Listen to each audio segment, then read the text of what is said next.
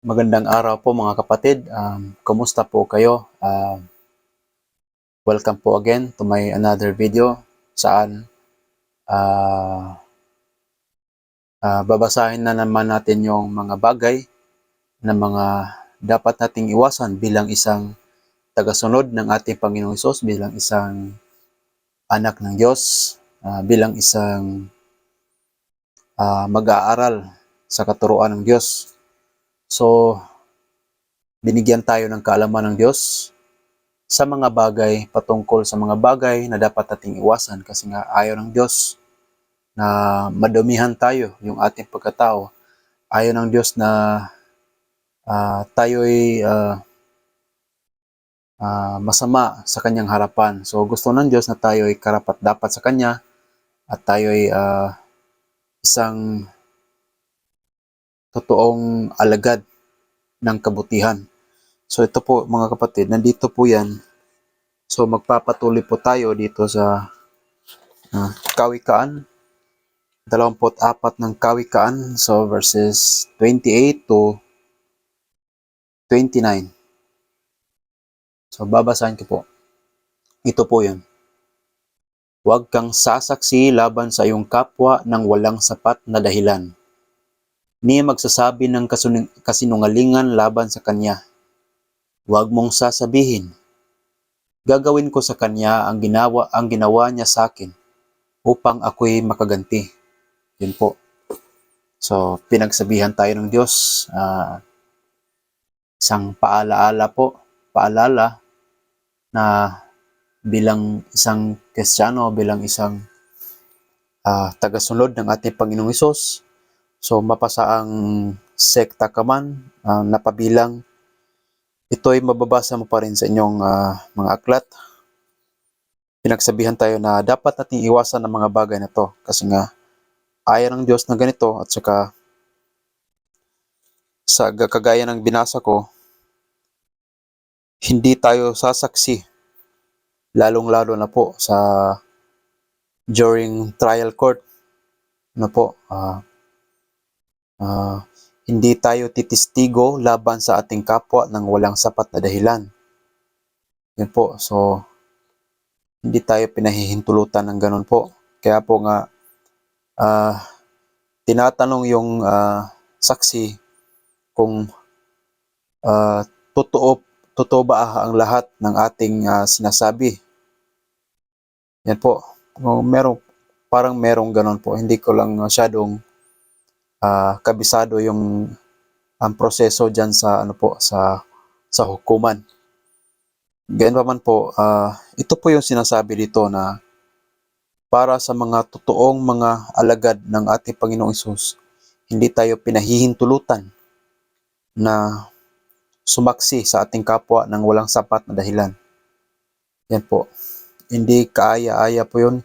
Hindi kinalulugdan ng ating Panginoong Diyos na may lalang.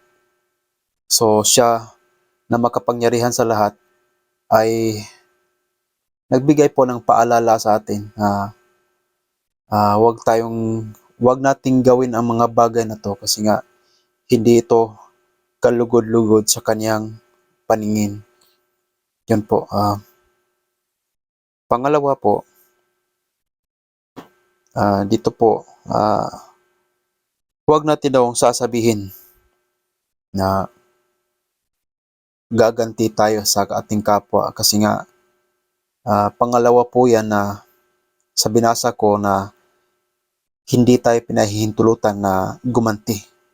So mababasa po yan sa ikasampu ng Hebreo, so verses 30, if my memory serves right. So andun po yun.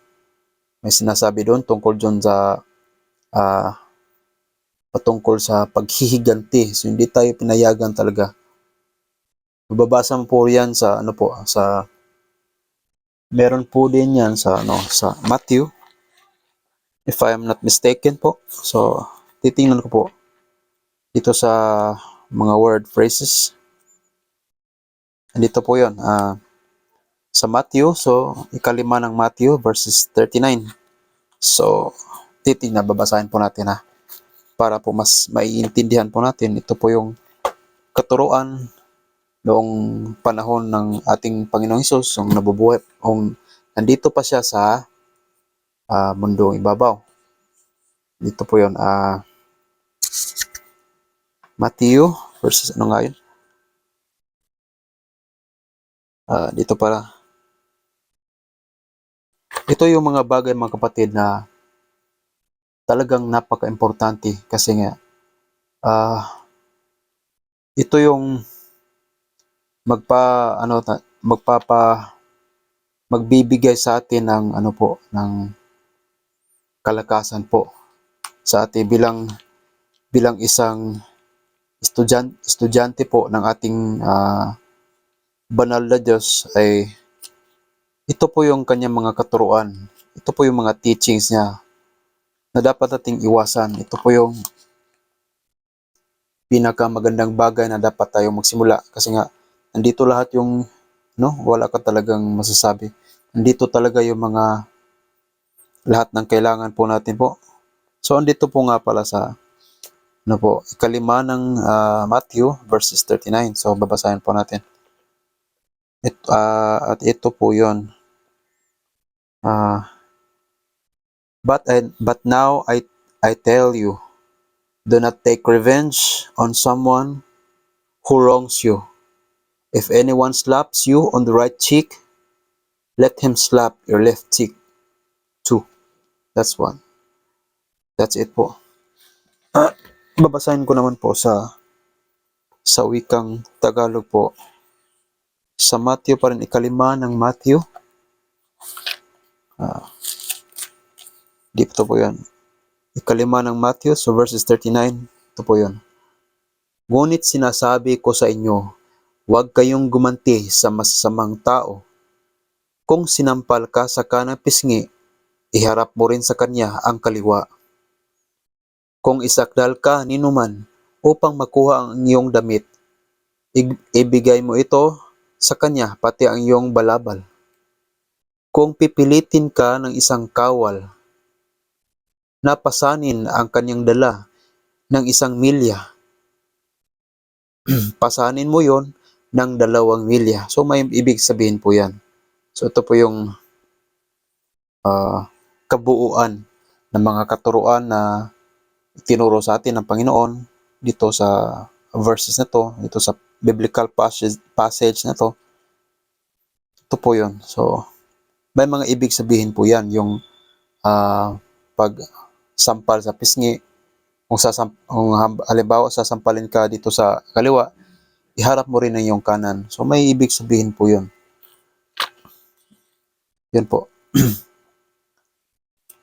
Sana po ay salamat nga po pala sa inyong lahat dahil sa inyong pakikinig. At naway may natutunan po kayo sa video kong ito. At kita-kits po tayo sa susunod kong video. At saka ako ay mag-iiwan po sa inyo ng isang salita na galing sa kasulatan po na mapalad ang tao na ang Diyos ang kanlungan. Salamat po at kita-kita po tayo sa susunod kong video. Bye-bye.